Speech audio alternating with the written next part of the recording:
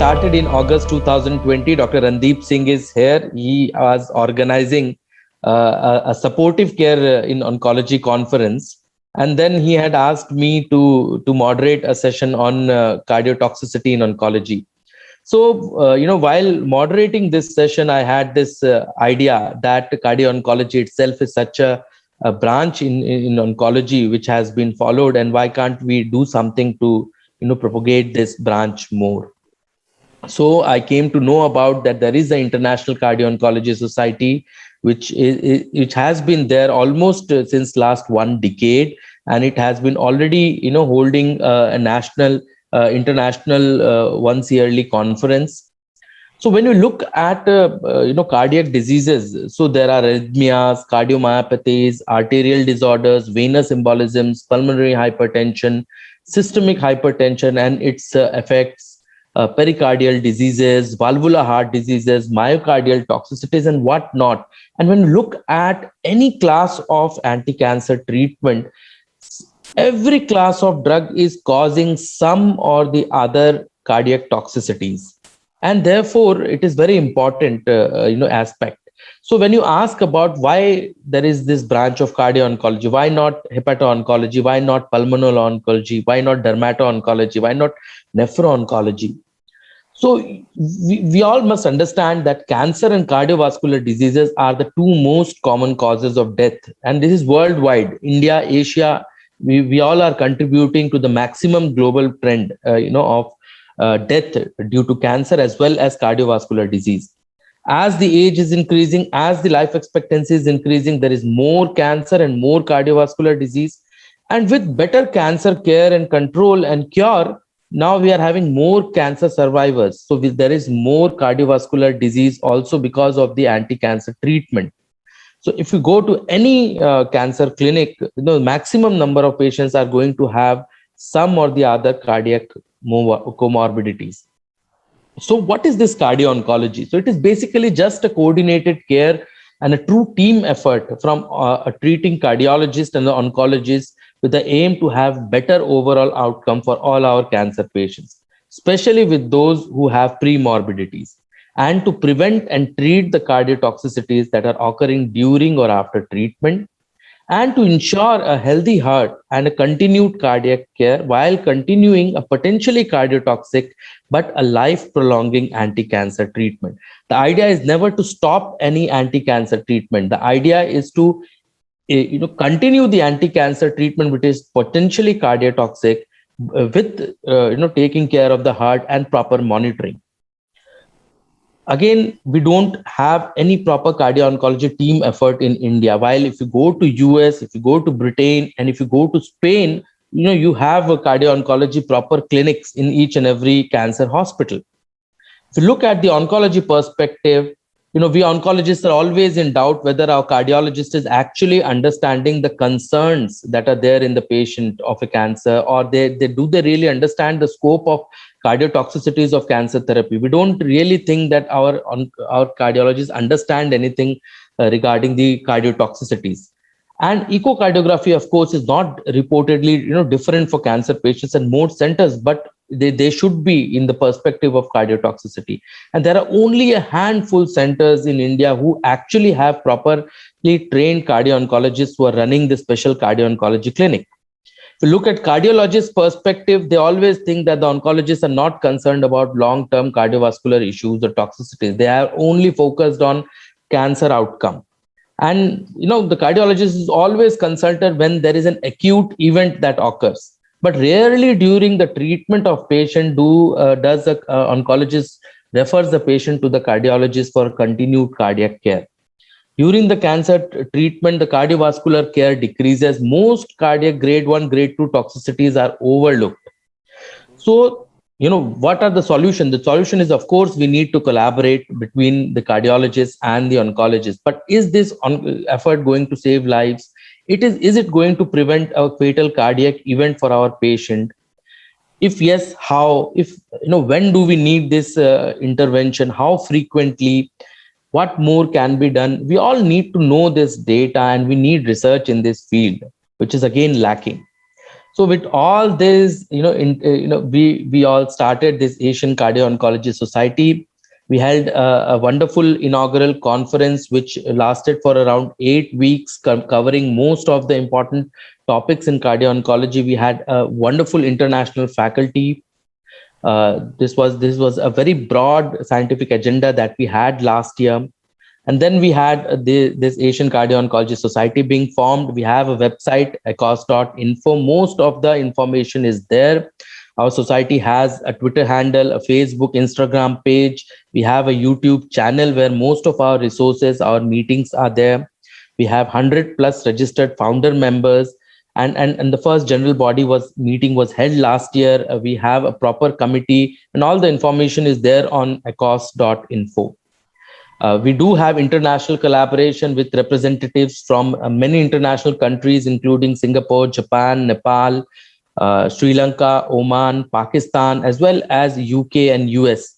And from Bangladesh, Dr. Arman Riza Chaudhry and Dr. Syed Mohammad Akram Hussain are already there in this society. They must be present there. At least Dr. Arman is there. I had a conversation with him today morning.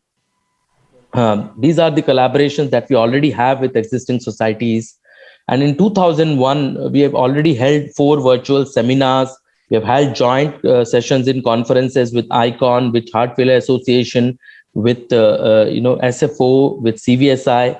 We already have 2 newsletters published, and there is a collaborative prospective study in planning. We have a survey publication in planning, and we also have an ACOS position paper in planning.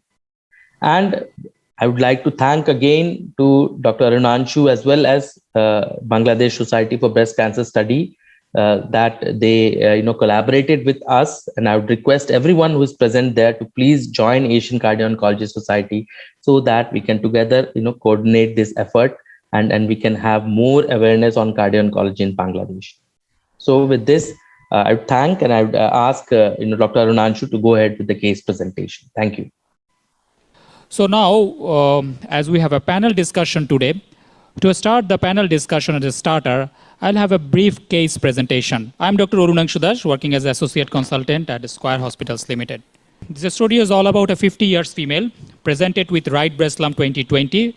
Subsequently, she underwent modified radical mastectomy with axillary clearance in January 2020. Histopathology was infiltrating duct cell carcinoma, T2N1M0. Hormone receptor status was negative and HER2 was positive. She had COPD, no other pre-existing cardiac disease or any other comorbidity.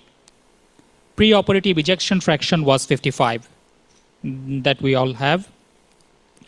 Then as per plans, she received 4 cycles of chemotherapy with AC, doxorubicin cyclophosphamide. Total dose of doxorubicin was 360 milligram. BSA of the patient was 1.6 meters square. The patient tolerated the chemo very well. Then she received paclitaxel 4 cycle and trastuzumab 4 cycles along with paclitaxel. Paclitaxel was 250 milligram initial followed by 280 milligram remaining 3 cycle. Trastuzumab loading dose was 440 milligram IV and maintenance was 360 milligram IV. Patient completed 4 cycles of chemotherapy. Then she continued to have trastuzumab every 3 weekly, 360 milligram.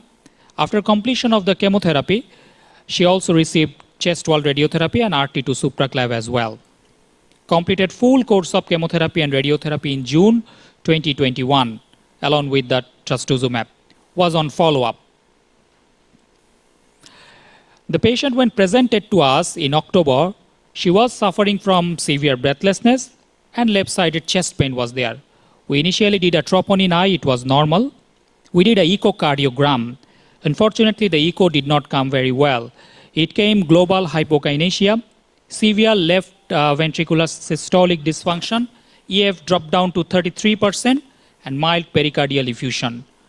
We also did a CT chest, and this shows right-sided effusion as well as lung mats. So a very difficult situation. In one place, we have a cardiac problem. On the other side, she have lung metastasis that requires additional systemic therapy. So this is my case. Now, I'd like to go to panel for brief discussion.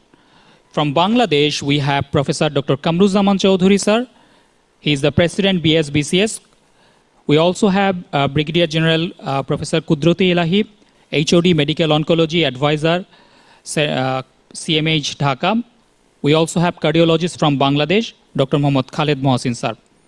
So I'm handing over the mic again to Dr. Vivek for starting the discussion. Dr. Vivek, over to you. So to start with the discussion case, straight ahead, this is a pretty routine case, 50-year-old postmenopausal lady with no comorbidities except COPD and an operated right breast cancer, T2N1M0, ERPR negative, HER2-3 positive, echocardiography is 55% ejection fraction. The plan is clear, 4 cycles of AC, 4 cycles of taxanes, and then with trastuzumab and then LRRT plus trastuzumab maintenance. So we will try and look at this case as to where at all there is an opportunity for cardio-oncology discussion and cardio-oncology intervention, and how we can improve the care for this patient. So the basic cardio-oncology concept is cardiovascular risk assessment before any treatment, and then to start appropriate oncological management. Of course, monitoring of the treatment with cardiovascular importance, with the idea to prevent any cardiovascular disease due to cancer treatment. And if at all it occurs, to manage the cardiovascular disease with continued oncological management. So this is what we will do in this case. Talking about the pre-chemo fitness, that is the pre-chemo cardiovascular risk assessment. So I'll go straight ahead to our oncologist from Bangladesh, Professor Kamaruzzaman. Sir, how will you assess this patient before you embark on starting the adjuvant treatment with the anthracyclines and then followed by taxane? So how will you start the assessment? And when do you think that it is necessary to refer to cardiologists? Do you refer all your patients to cardiologists before you start anthracyclines? How do you go about it, sir? Thing is that especially when we are practicing in Bangladesh, a lot of center doesn't have this practice using the trastuzumab, that's Herceptin in all centers. So it's very small centers actually practice this one. When you are in our clinical practice, when we go for any types of chemotherapy nowadays, we actually send the patient to the cardiologist for evaluations. Then we plan what protocol we can go for, especially whether we can avoid the cardiotoxic drugs or not, along with the other agents which may have a cardiotoxicities. So we actually initially we do plan nowadays to evaluate the patient regarding cardiotoxicity. That's all. Yeah, Professor Mohammad Kudrate Elahi. Sir, the patient has a normal ejection fraction 55%. So would you still refer to a cardiologist in your routine practice, or do you think that you'd go ahead, start ahead with the anthracyclines in this patient? Okay, thank you very much. In our center, usually when we are going for any treatment regarding breast cancer and also using anthracycline group of drugs, and also if we plan for Herceptin or pertuzumab like this, initially we go for clinical checkup, like the condition of the heart, risk assessment, whether diabetes is there, or is she hypertensive, or smoking history also, family history. These things we work up. Then after ECG, usually we get some information or review from cardiologist. But he is not obvious, not onco-cardiologist. Okay. And after starting treatment, we after 3 to 4 cycle, sometimes we send her or refer her to check or review from cardiologist, and at the last, that is after completion of the treatment, we are following this in our center. Okay. Okay, Dr. Vamshi, if I may bring you in, sir, what is your practice in Hyderabad? How do you assess your patients, and do you send all your patients to cardiologists, or when do you choose to send to cardiologist? Okay, so again, I think the answer would be different today and probably 2 years back. 2 years back, we were kind of comfortable with just doing the echo. Unless it was abnormal, we wouldn't really involve the cardiologist. Last 6 months and more, we are realizing that we need to involve the cardiologist early. And ejection fraction of 55% in this case is something I would need to cross-check. We do a GLS for all patients nowadays. You're looking at the strain pattern, and we would look at the other cardiac comorbidities before jumping the gun and starting the chemotherapy. So definitely we are starting to do consultation. In fact, within a week or two, we are going to start our cardio-oncology MDT. So we are going to start one MDT once a week where all such cases will be discussed. Okay, very fine, sir. So, Dr. Randeep, sir, your opinion as to how do you go about your pre-chemotherapy cardiovascular risk assessment, and do you involve your cardiologist always or when you deem necessary, and what makes you think it is necessary? So in routine cases, we are not involving cardiologists. Suppose someone who wants, someone who is going for an anthracycline or a trastuzumab directed therapy for a breast cancer and has no comorbidity and a screening echocardiography has been done. In those cases, we don't involve.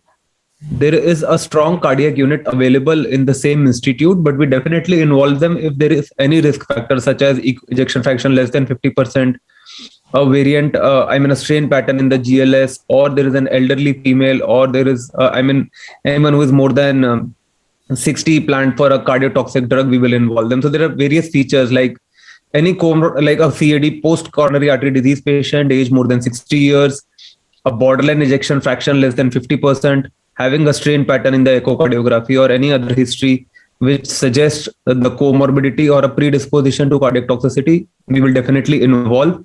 And as you have written, yes, if you want to involve them, it is always better to involve them as early as possible. Okay. Dr. Randeep, just a small question again, that, in a busy OPD, when you are seeing a lot of patients, how confident you are that you are not missing subtle cardiovascular problems in your patient? See, there has to be, because there has to be, Vivek, there has to be at least some risk factor for us. Otherwise, we all know that when we are starting the patients on anthracycline and trastuzumab directed therapy with no risk factor, even the cardiologist, when we send them to them, they also say that there is no risk factor attached. We have to follow them, and we have to follow our routine standard guidelines. Perfect, sir. Perfect. Even a risk factor, I'm happy to involve them. Ma'am, what is your way to assess the patients before they come for anthracyclines, and what is your opinion, ma'am? Should all patients come to you before they go for anthracyclines, or you think that if patients are being chosen based on certain criteria, then it's okay? And how do you assess them? Dr. Anuprita. Good evening, everyone. Thanks, Vivek, for inviting. The thing is that we in Tata Hospital already have cardio-oncology clinic running since last 10 years. Now, the thing is that the patient, once they are planned for chemotherapy, are referred for echocardiography to us for a baseline echo. We check out the plan, and if we know that patient is further planned for further 4 cycles of chemotherapy, we try to evaluate that. We try to check the baseline GLS, which we think will be compared after. If we have baseline, will be comparative. We try to risk assess the patient in view of his family history, effort tolerance, clinical examination, and all the risk factors. And then we generally try to follow, because this patient will be again referred for echo to us and SOS consultation if it is in high risk. So we do have baseline evaluation if patient is in high risk and going for a cardiotoxic chemotherapy. And that's what we see. Everything routine cardiac workup is done, including lipid profile, glycosylated HP, ECG, effort tolerance. And if we feel like before starting only, we do go ahead with interventional further tests like DSE, stress tests and all. So the workup is done so that we see to that if the patient is planned, there should be no further interruption in the chemotherapy.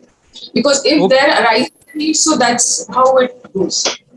Yeah, so I think Dr. Anuprita very nicely explained that, we need to classify patients whether they are high risk or whether they are intermediate risk or whether they are low risk potentially for any cardiotoxicity. And when the echocardiography is being done, this is a wonderful opportunity for the cardio-oncologist or the cardiologist to really look into this risk assessment. And that is what was happening. Although there is no formal referral, But the echocardiography, this opportunity is very well taken by the cardio oncologist to really look into those risk factors. And Dr. Vamshi also explained the same thing, that it is being done.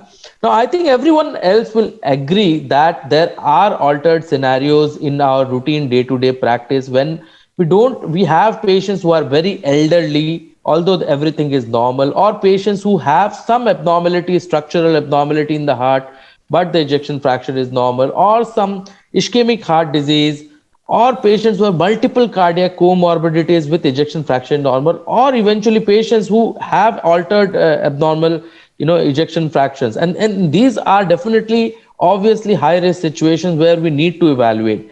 But and everyone mentioned regarding the different demographic cardiovascular risk factors, the lifestyle risk factors, that we also need to see. So we don't even need to just see for the cardiovascular diseases which are present or not, but we also need to evaluate cardiovascular risks, that can lead to disease, the pre-treatment evaluation. And this is something that I would want to, everyone to notice, that there is an European Society of Cardiology position paper which tells you about how to do a cardiovascular risk assessment before any anti-cancer treatment. So whether it is TKI, whether it is VEGF inhibitor, whether it is trastuzumab, or whether it is anthracyclines, they give a baseline workup strategy and risk assessment strategy. For anthracyclines also, there is a risk scoring that is there. And based on this risk scoring, we can clearly do this risk scoring objectively and score our patients as being very high, medium, or low for the cardiotoxicity. And the strategy is very clear. If the patients are low risk, you go ahead with treatment. If the patient is medium risk, you monitor more frequently, you optimize the conditions better, but still continue treatment. And if they are high or very high risk, you avoid or you look for alternative management. And again, I come to Dr. Randeep here. Sir, this kind of a objective evaluation before starting any treatment, do you think it is this is obviously the ideal way to go, but do you think this is possible in an oncology busy OPD? Practically, Vivek, it is not possible, but it is, I think, just a mind log. If you are used to it and the chart is there in front of you, you can do it fast. I mean, you have to just see the features, you are seeing the patient, you have to, it's just, I feel the best way is to take a printout, put it at your board. We all have boards in our OPD, and then you can just go through it that, yes.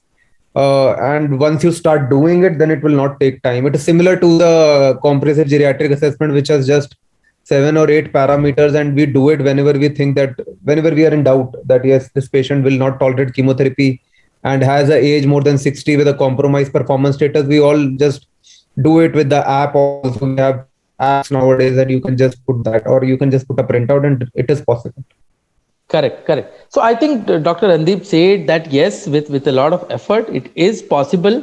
And just as Dr. Vamshi said, that if we really have a good cardio-oncology clinic with you, they can do this objective evaluation and make life easy for you. And properly, in this current era when there is so much happening in your OPD, there are so many patients in your OPD, the cardio-oncology consultation is probably the future, the way to go, how we can standardize and how we can, optimize these things.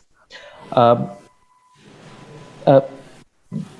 talking about, dose equivalence of doxorubicin, all this, I think these are very routine thing we all know. And just as everyone said, if the cardiologist has to be involved, it has to be involved early.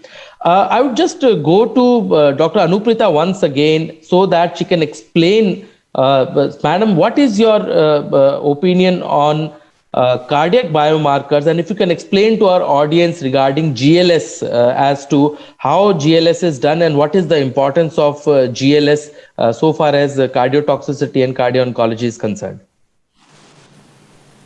biomarkers, there are a lot of studies going on biomarkers, and still there are a lot many things to be cleared in biomarkers, because we definitely biomarkers are recommended, but there are a lot of things like when to do, how long to do, what is the when to stop, means if it is normal, when not to do, which is predicted, and there are multiple role of multiple biomarkers, not one biomarkers work. So these are various issues with biomarkers, and so there is not pitfall. You need multiple samples, and there is a lot of chemo cycles patient is planned for. In between, you have to check, and then if your echo is normal, if your GL is normal, and if your biomarkers raised, you're stuck. What you're going to do?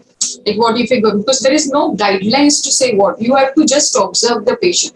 Also, the long-term effect or on a survivors, the role of biomarker is yet to come, and there are a lot of studies which are awaited. But yes, if it is case to case basis. If you are in doubtful situation where patient is asymptomatic, you are finding discrepancy in chemotherapy and GLS, or if the echo is not, and if you still want to, then you can just get a biomarker like TROPI, NT-proBNP, compare it, and you might this thing.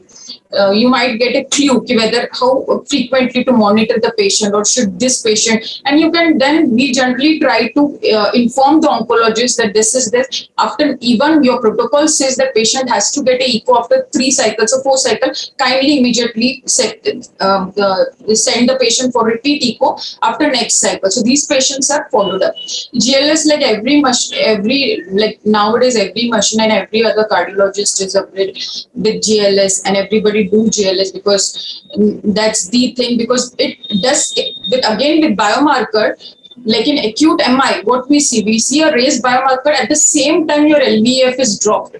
Whereas when you want to catch a subclinical cardiotoxicity, the GLS is what is the now recommended a gold standard, where you immediately, when you find the global longitudinal stain below my negative 19 or something, then you immediately are alert that this patient has got a GLS borderline. Then you advise for that. Again, you can correlate. So it's a multimodality. Like you get a GLS, you get echo, visual EF or Simpson's biplane method, and also you get a biomarker. And with the patient's clinical symptoms and all, you and discuss with oncologist, with patient. The patient has to be also informed about all this situation, and then you try to keep this patient either in close monitoring, but it is seen that the patient successfully completes the chemo cycle. That is the intention of the cardio-oncologist plus an oncologist.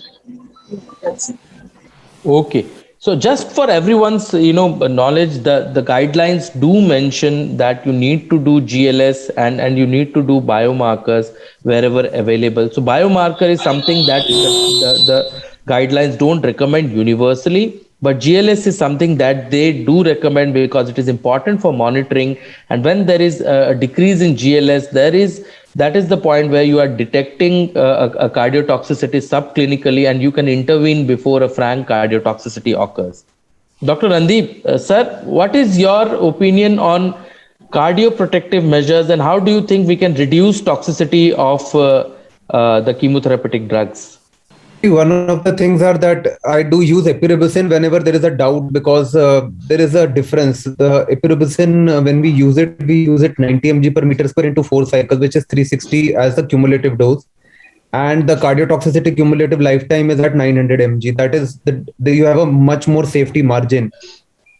That is one way where you can reduce the cardiotoxicity. Of course, as Dr. Anuprita mentioned, that lipid profile and early detection, taking care of the lipid profile, starting the patient on some physical exercises, weight reduction, all those features have to be picked up quite early so that they are not a risk feature. Now, apart from that, if you are really in a situation where you feel that you will be stuck up, then it is better that we all know that we can have a non-anthracycline based regimen such as TCH, where you can use docetaxel, carboplatin and trastuzumab. We even in a new adjuvant settings also taxane based regimens with trastuzumab and pertuzumab. We can definitely opt for those regimens which help. As far as dexamethasone, I have no experience, and we all know that the availability is less, and again the data also, literature is also not very clear that how much dexamethasone in adults can help in avoiding cardiotoxicity. Also, a point for this patient, adriamycin, doxorubicin was used, but the cumulative dose of doxorubicin used here was, I think, 360. Generally, we use 60 mg per meter square, which makes the cumulative dose to 240. So that was also one concern about that, why a higher dose was used as compared to the standard. Yeah, I think, sir, they used the correct dose only. They mentioned that the dose was 360 milligram, but the BSA is 1.6. So they were not talking about the dose per meter square. Okay, fine. Generally, we take it as a dose per meter square. Correct. So the dose was 240 milligram per meter square cumulative dose, and the total dose was 360. Sure. Yeah. Okay. So these are the measures which we keep in mind. Yes. Yeah. So I think Dr. Randeep, sir, you have very beautifully described how we can go about reducing the toxicity of anthracyclines and this. Again, coming to Professor Kamaruzzaman, sir, the treatment is going on and you have started anthracyclines. Now, how do you monitor during the treatment, and how frequently do you want to relook at the echocardiography, and how frequently do you want to have a cardio-oncology consultation or a cardiologist review again? So considering patient has no obvious cardiotoxicity yet. When we use anthracycline along with especially trastuzumab, actually, if you see the trials in HERA trials and others, they have shown actually you can evaluate the patient regarding in every every 12 weekly. You can evaluate the cardiac events, whether it's decreasing or not. We do the same practice here actually. According to the HERA trials and especially BCRG protocols, we do actually 12 weeks after that, we do the evaluations. And we do from the cardiologist especially, as we are not actually, most of the cases in Bangladesh, especially I'm a radiation oncologist, I have to do the medical oncology practice here, especially because all medical oncologists are very scanty in Bangladesh. So in that cases, in our centers, we do actually evaluate every 3 monthly cardiac evaluations from the cardiologists. Correct, sir. So I think very ideally said, every 12 weeks, and ideally a cardiologist monitoring the treatment. Again, just as Dr. Anuprita said, 2D echocardiography is a beautiful opportunity by the cardiologist himself. But again, asking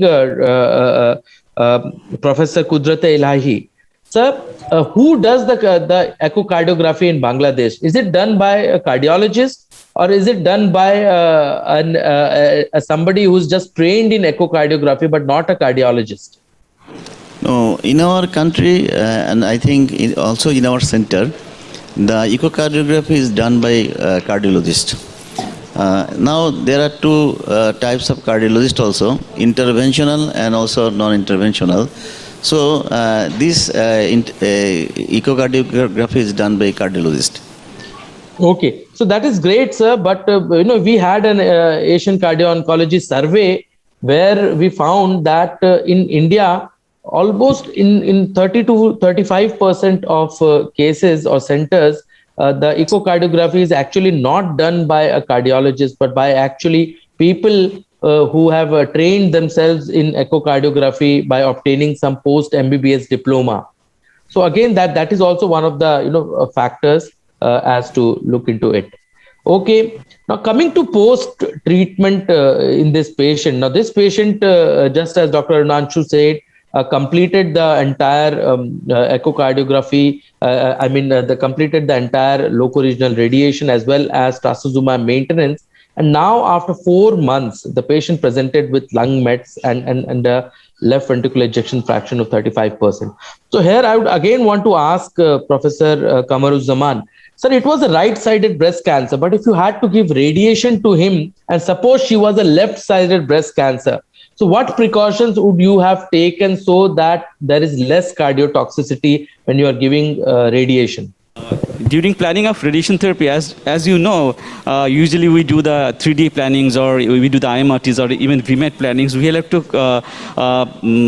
contour the LAD actually, and we'll have to decrease the hard doses as much as possible usually. Especially we follow the guidelines, RTOG guidelines. According to guidelines, we try to decrease the dose of the heart, especially especially in the left-sided breast malignancy, along with the patient who got a doxorubicin plus herceptins or Perjeta in that cases actually. Yeah, correct. So, sir, just as sir said, we have to use the DIHB technique so that we reduce Yeah. the dosage to the heart whenever we are giving left-sided radiation. Now, talking about this situation, when the patient has actually now presented with lung mets and the ejection fraction is 35%. So, again, going to Dr. Randeep, sir, what is your way to manage this patient now? Patient has a 35% ejection fraction. And now, post 4 months after the treatment, she has lung metastasis also. So, since this toxicity has happened after 4 months, I feel that this toxicity is more because of adriamycin and less because of trastuzumab. And that is important because we know that both of them causes cardiotoxicities, but their toxicities are very different. Why I'm saying so is because there has been a good enough gap of around a year or more after exposure of adriamycin. Anthracycline-induced toxicity usually happens later. It may happen after 3 years, 4 years, 5 years, and it is generally irreversible. When we have a trastuzumab-induced toxicity, we have seen patients having toxicity during the administration or within 1 or 2 months, and that is a reversible toxicity. Having said that, I will still take help of the cardiology colleagues and try to see if there is anything reversible, such as afterload reduction using ACE inhibitors and beta blockers, and if the ejection fraction can be built up, then the patient may be eligible for an anti-HER2 therapy. Now, otherwise, at an ejection fraction of 35% and after the afterload reduction, if the ejection fraction is not improving, I will not subject them to any anti-HER2 therapy such as TDM1 or pertuzumab, and even lapatinib. Also, we know this is a bit of, we know that though among all these, lapatinib is slightly safe. Lapatinib causes less cardiotoxicity as compared to trastuzumab, pertuzumab, and as compared to monoclonal antibodies, the TKIs are still better. But at this ejection fraction of 35%, even putting TKI also will be very, very risky. So we put the patient on chemotherapy, unfortunately, and wait for the ejection fraction to recover. And if it recovers, then subject them to a anti-HER2 therapy. So I think Dr. Randeep very beautifully told. If I go to Dr. Anuprita, madam, what do you think? What we could have done more to prevent this situation where we have landed up with 35%. And just as Dr. Randeep was also referring the cause, what do you think? Is it anthracycline or is it trastuzumab? And how to optimize then just what we should do now from cardiology perspective, ma'am? Difficult to say whether it is anthracycline. If this patient has received anthracycline, on that she has also received trastuzumab. It is very difficult to say which patient will land up with cardiotoxicity right when a patient is started on a cardiotoxic chemotherapy. With close monitoring, as at the baseline, if you are risk stratified the patient who is at high risk with high cardiovascular risk or moderate in risk, then we can keep on frequently monitoring this patient, like at least echo and basic GLS can be kept doing routinely so that we know which patient is there. Now, this patient is presented with EF of 35, depending on a clinical presentation, breathlessness, what is the clinical symptoms and all, we have to stratify her further. Again, we need to optimize her for now. She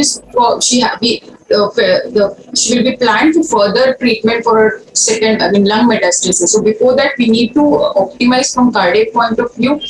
Again, beta blockers, ACE inhibitors now, as per the recent guidelines for heart failure, they have also, there is no specific for cardiotoxic induced cardiomyopathy, chemotherapy-induced cardiomyopathy guidelines of heart failure, but which is routinely followed by AHA guidelines for the heart failure. So now there are roles of ARNIs have come, so which can be offered in moderate ejection fraction. And again, with all this, still we have to, I feel even the patient has COPD and has been missed any reversible, we need, even though it's global hypoparathyroidism, still we need to, I would recommend further later to get a CAG to rule whether if there are other causes, if the prognosis is good for this patient. So if we can approach, so just because she has received anthracycline plus trastuzumab with this thing, we should also keep that thing because patient is,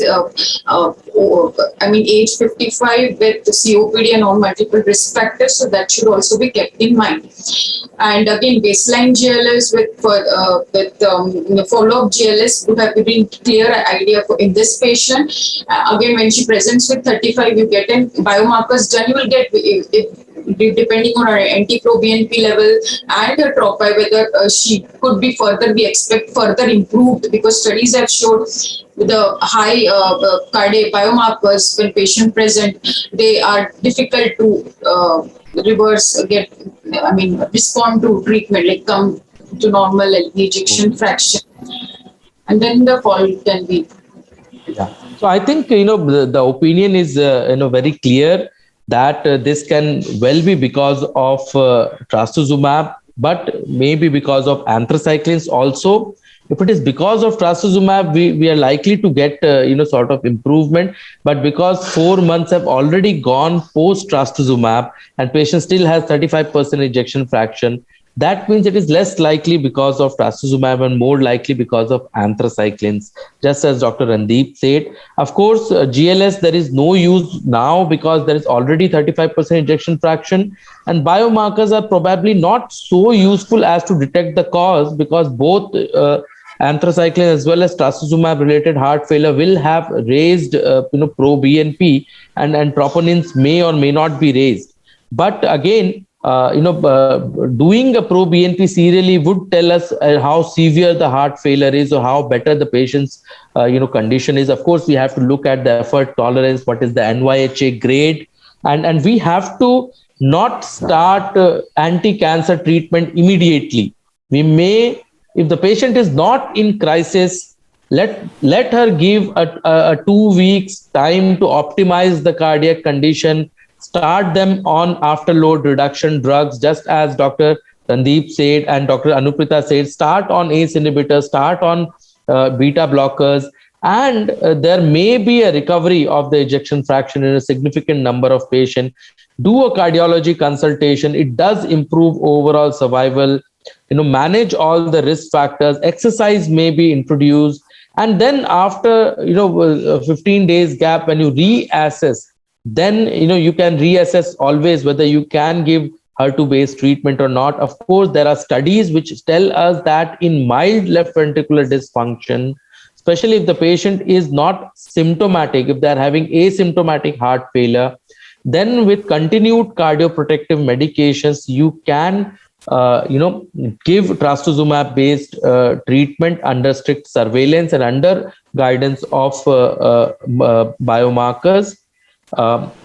And probably, if you're giving lapatinib, whether you're giving TDM1, whether you're giving pertuzumab, there are proper guidelines of monitoring and when you should stop. And even in this patient also, I think, just as our panel said, that optimize the cardiac condition under a cardiologist and then probably reassess. And if the patient is asymptomatic, even with a lesser ejection fraction, we can try anti-HER2 treatment. Otherwise, just as Dr. Randeep said, chemotherapy is the way to go. So I think if there are any final comments from any of the panelists, I would welcome.